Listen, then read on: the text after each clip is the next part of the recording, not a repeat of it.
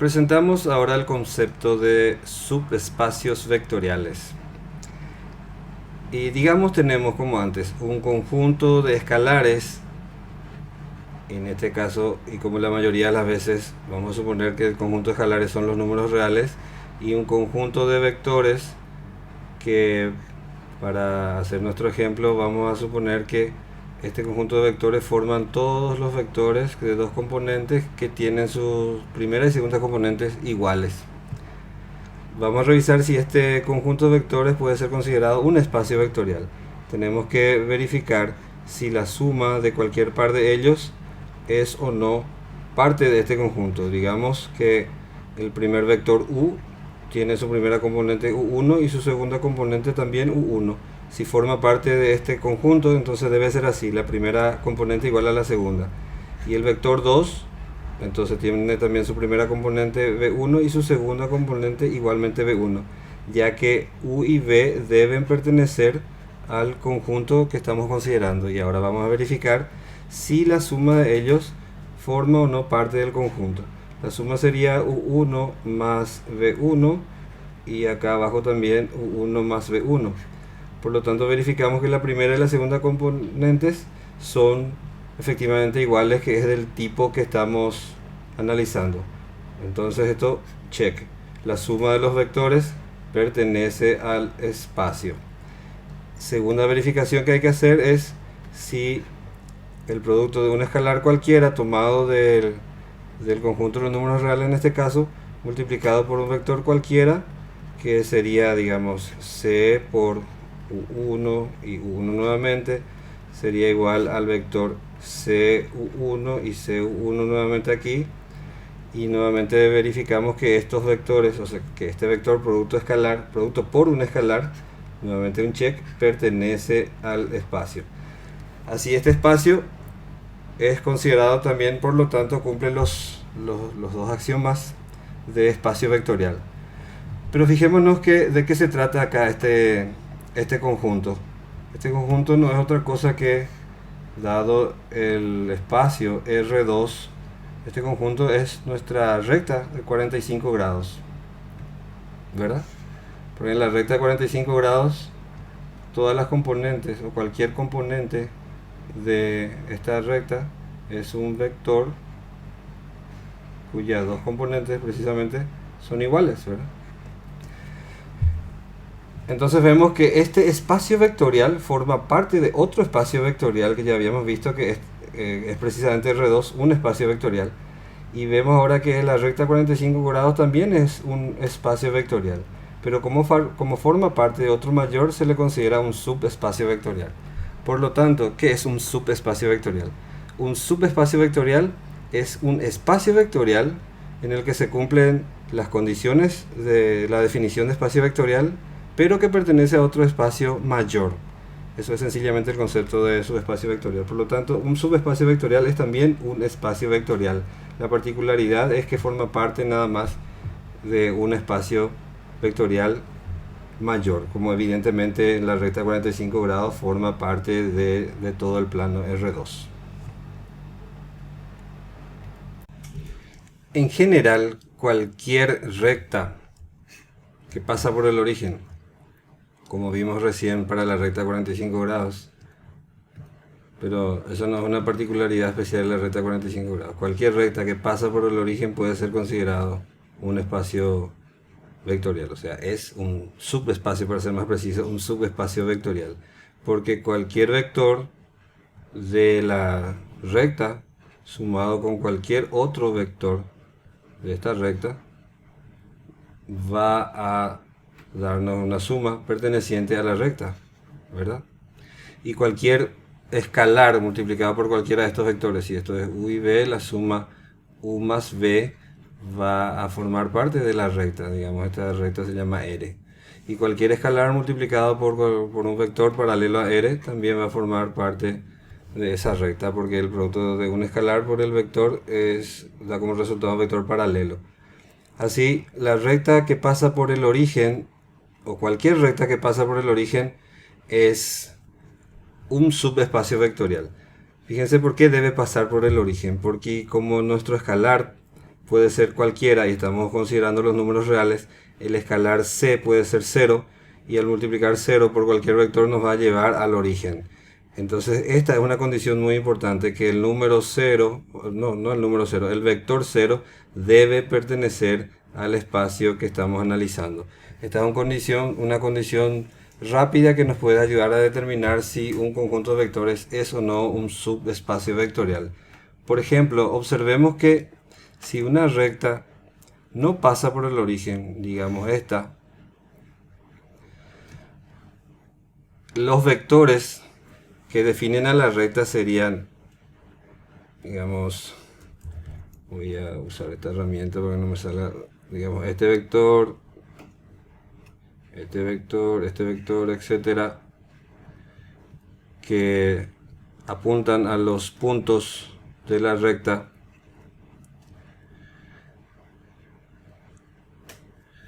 cuyos extremos están en la recta. Si nosotros multiplicamos por el escalar 0, el escalar 0 lleva a estos vectores al origen de coordenadas, y el origen de coordenadas no forma parte de la recta. Supongamos esta es una recta S, por ejemplo.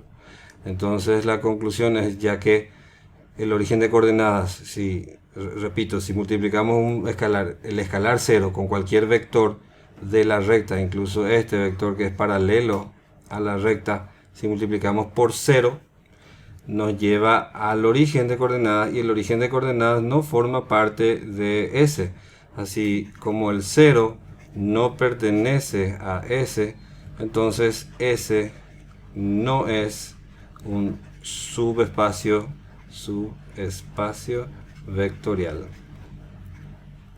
R, sin embargo, sí es un subespacio vectorial porque cumplen las condiciones que vimos y en particular el origen pertenece a este subespacio.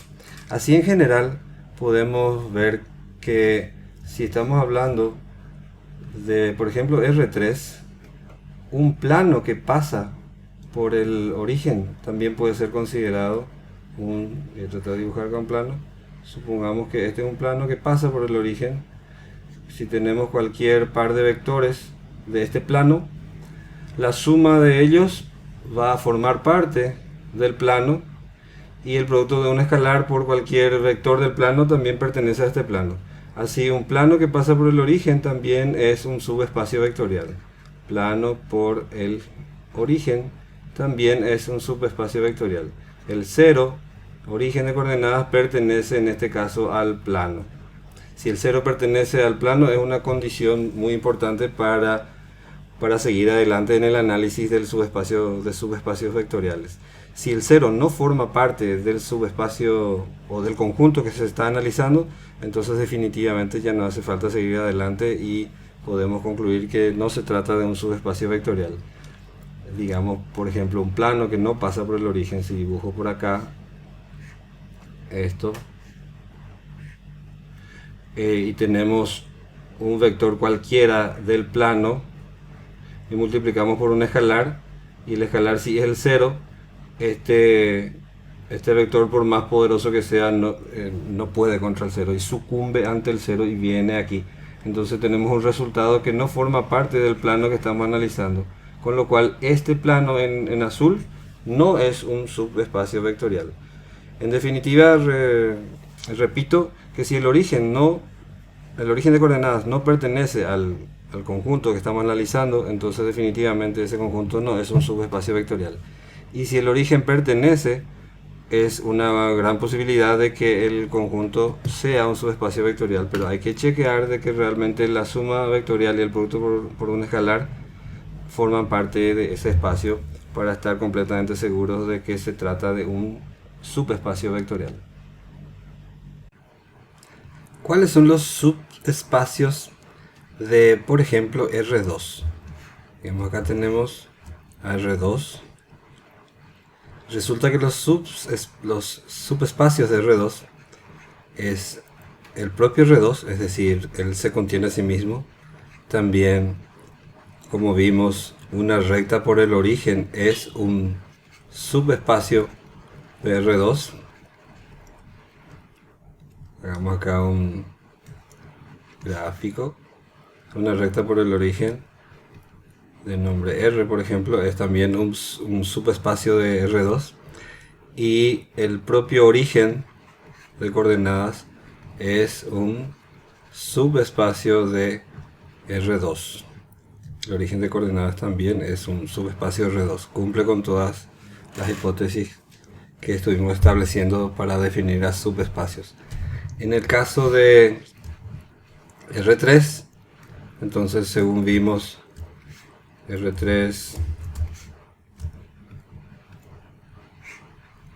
¿cuáles son los subespacios de R3? Sería el propio R3. R3 se contiene a sí mismo. Después un plano por el origen, de acuerdo a lo que ya vimos también previamente. Plano por el origen es un subespacio de R3. Digamos, este plano acá pasa por el origen, algún plano pi. Si pasa por el origen, entonces también es un subespacio de R3. También una recta que pasa por el origen, recta por el origen, es un subespacio de R3. Alguna recta, digamos esta, que pasa por el origen, es también es un subespacio de R3. Supongamos esta recta se llama R. Recta por el origen, por lo tanto es también, reitero, un subespacio de R3.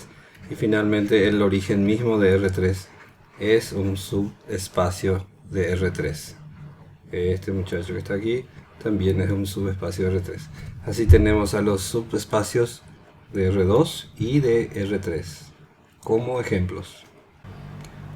Cuando hablamos de espacios vectoriales, en realidad no se trata solo de vectores, pueden ser más cosas. Vamos a hacer algunas precisiones. Estuvimos diciendo de que necesitamos un conjunto de escalares.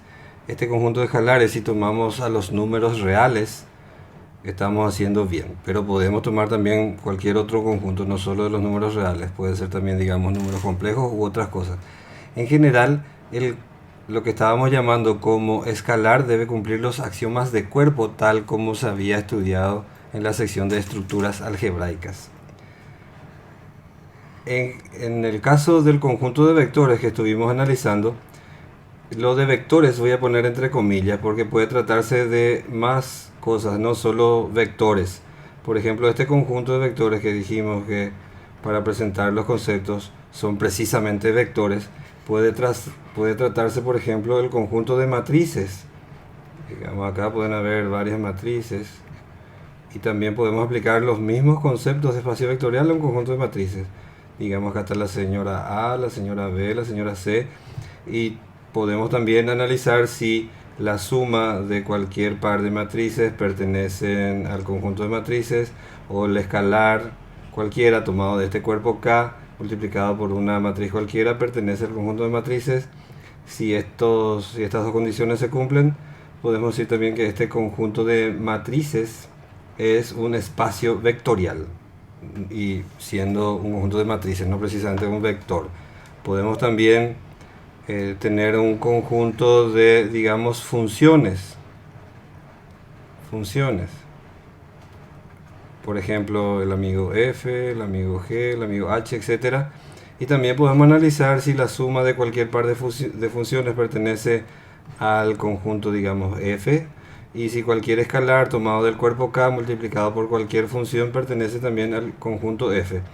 Si se cumplen estas dos condiciones, entonces también este conjunto de funciones puede ser considerado espacio vectorial. Reitero que acá en este contexto la palabra vectorial puede referirse a otros entes matemáticos, y esos entes matemáticos tienen que cumplir las siguientes propiedades.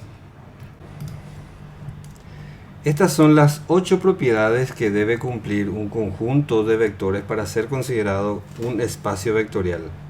Reiteramos que lo que llamamos vectores podrían ser en realidad otros entes matemáticos, podrían ser matrices, funciones, etc.